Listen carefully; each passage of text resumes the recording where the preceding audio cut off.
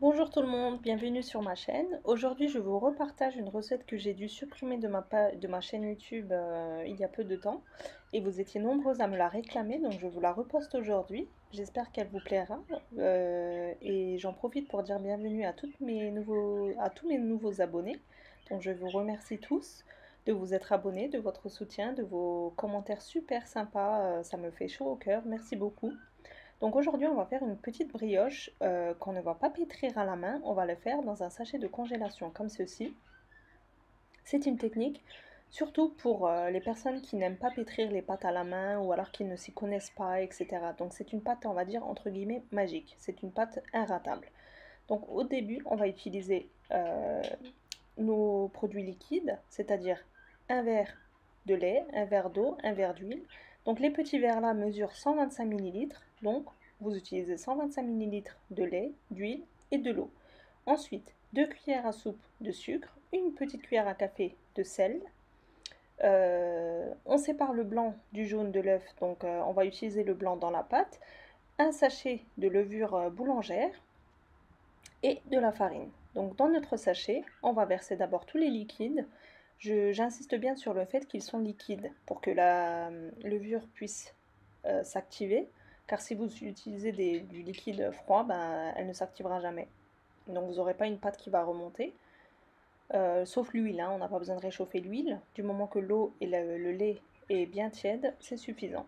Donc le dosage du sucre, si vous voulez une pâte bien sucrée, vous pouvez mettre 4-5 cuillères à soupe de sucre et rajouter 2 sachets de sucre vanillé également, pour vraiment se rapprocher du goût de la brioche.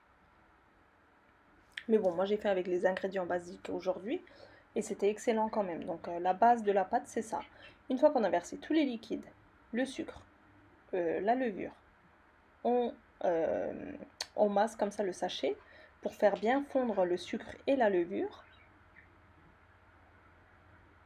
Après sur internet il existe des sachets spéciaux pour malaxer la pâte, mais franchement moi je vois pas l'intérêt d'en acheter, donc un sachet de congélation comme vous le voyez ça fait très bien l'affaire. Mais bon, si vous en disposez un, c'est des sachets en silicone, je sais plus comment ça s'appelle, mais je sais qu'ils en vendent aussi exprès pour faire ça en fait. Et là on va rajouter notre farine, le sel.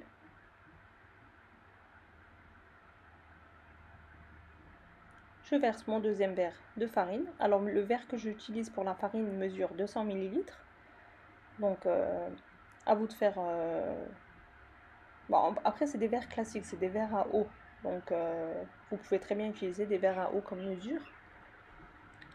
Je masse bien le sachet et vous allez voir par vous-même que ça va prendre forme très rapidement. Donc là à ce stade elle est encore bien liquide, ça se voit, ça se sent au toucher. Donc là je vais rajouter mon troisième verre de farine. Je remalaxe entre temps. Il faut bien faire pénétrer la farine. L'avantage, c'est que vous ne salissez aucun ustensile, ni un saladier, ni vos doigts, rien du tout. Donc c'est super simple comme technique. Après, pour ceux qui aiment pétrir à la main, bah, vous pouvez très bien le faire dans un saladier classique, hein. Mais comme je disais, l'astuce, c'est surtout pour les personnes qui ne savent pas trop faire les pâtes ou alors qui n'aiment pas trop passer du temps en cuisine. C'est une recette super simple. Voilà, une fois qu'on a bien mélangé, on revérifie la texture.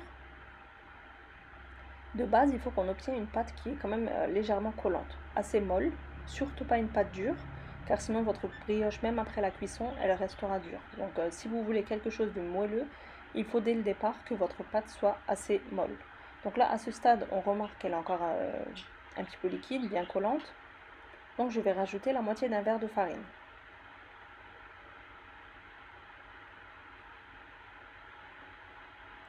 Je vais essayer de mettre la liste d'ingrédients en barre d'infos. Vous étiez beaucoup nombreux à me demander ça aussi. Donc je vais y prêter attention. Voilà, je repétris. Donc j'ai rajouté le fond du verre aussi. Et je pense que c'est suffisant. Franchement, en 5 minutes, c'est prêt. Et vous allez le remarquer par vous-même que la pâte va se décoller du sachet. Donc elle ne va plus coller au sachet, elle va se décoller malgré que c'est une pâte assez molle. Et ça veut dire que c'est bon. Voilà, comme vous voyez, elle ne colle plus au sachet. Donc c'est bon, là, on va refermer le sac de congélation et on va laisser pousser Voilà, c'est une pâte qui colle légèrement au doigt, hein, comme je l'ai dit.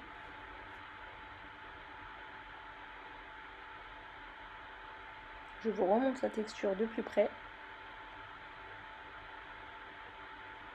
Voilà.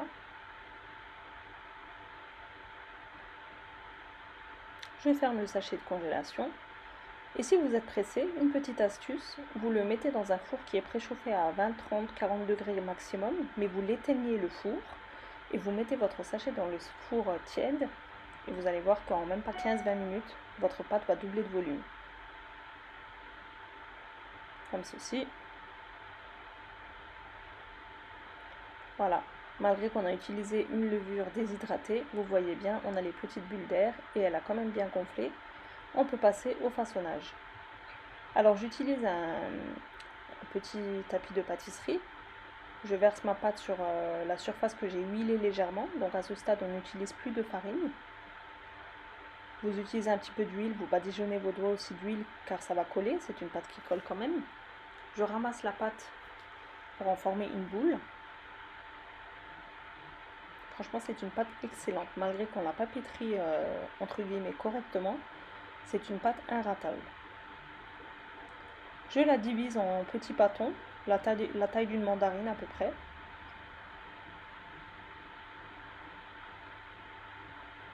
Et vous pourrez la garnir selon votre choix.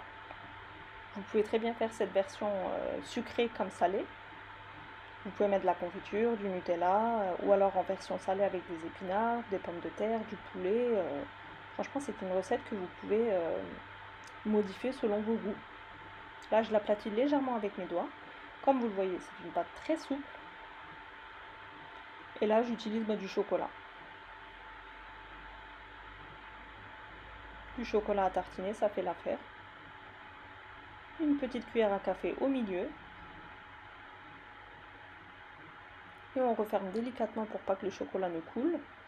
On soude bien les bords et on la roule sur elle-même. Et ça nous fait un petit pain au lait. Comme ceci, une petite brioche.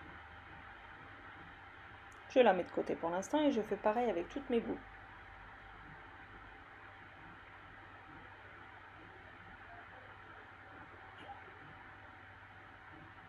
Et je voudrais aussi vous éclairer sur un petit sujet. J'ai eu pareil beaucoup de commentaires en disant que soi-disant je vole des vidéos d'une dame turque. Non, non, non, je ne vole pas les vidéos, je suis la même personne. J'ai une chaîne en turc qui s'appelle Nefista Alefler.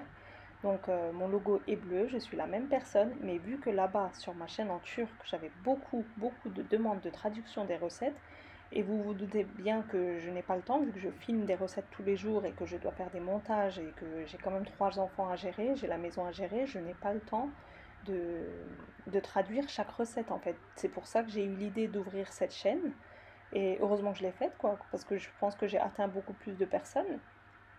Donc c'est bien pour vous aussi, je pense. Donc, mais n'ayez crainte, je suis la même personne. Mes vidéos ne sont pas volées en fait. Juste que je traduis mes recettes que je partage sur ma chaîne en turc. Voilà, petite parenthèse. Là, j'ai mis mes petits pains l'une à côté de l'autre dans un moule à charnière. On laisse pousser à peu près 15-20 minutes. Et on badigeonne avec l'œuf qu'on a mis de côté, le jaune d'œuf. Hein. J'ai préchauffé mon four à 200 degrés. Vous pouvez très bien utiliser chaleur tournante. Je badigeonne avec l'œuf. Si vous le souhaitez, vous pouvez parsemer de sésame ou de crème de pavot, c'est comme vous voulez. Moi, j'ai laissé nature aujourd'hui.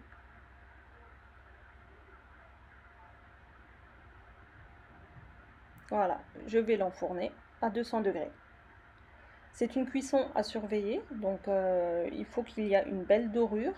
Tout dépendra de votre four, mais je dirais à peu près entre 15 et 25 minutes maximum. Mais comme je dis, c'est à surveiller, donc tout dépend de votre four. Une fois que vous avez une belle dorure, vous pourrez le sortir du four. Et là, je vous ai mis la cuisson en accéléré. Franchement, c'est juste magnifique et le goût est excellent. N'hésitez pas à reproduire cette recette chez vous aussi. Voilà, notre petite brioche est prête. Comme vous le voyez, elle est excellente. Je la sors du four. Je la recouvre d'un torchon propre. Comme ça va aider à ce que ça soit encore plus moelleux. Et au bout de 10-15 minutes de repos, bah, j'enlève la charnière autour. Donc si la pâte a légèrement coulé, bah, n'hésitez pas avec un couteau à la séparer.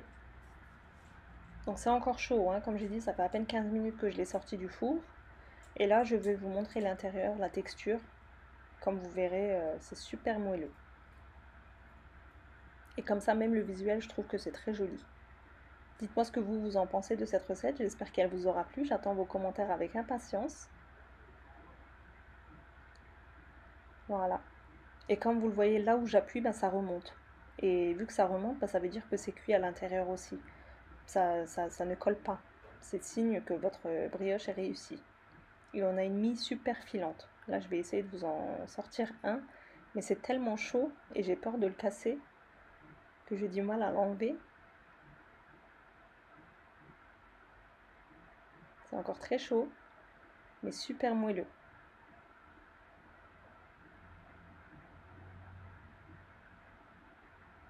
Regardez-moi ça.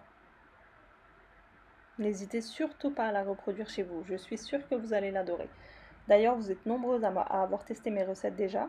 Ça me fait très très très plaisir. Je suis vraiment contente de lire vos retours. Ça me fait chaud au cœur et ça me motive encore plus à partager des recettes avec vous. Donc franchement, merci beaucoup pour votre retour et de votre confiance. Donc n'hésitez pas à reproduire cette recette aussi. Vous ne serez pas déçus. Voilà. Donc c'est tout pour moi pour aujourd'hui. J'espère que cette vidéo vous aura plu. N'hésitez pas à vous abonner à ma chaîne si ce n'est toujours pas fait et à activer la petite cloche. Comme ça, vous aurez les notifications dès que je partage des nouvelles recettes. Donc, je vous dis à bientôt pour une prochaine recette. Voilà.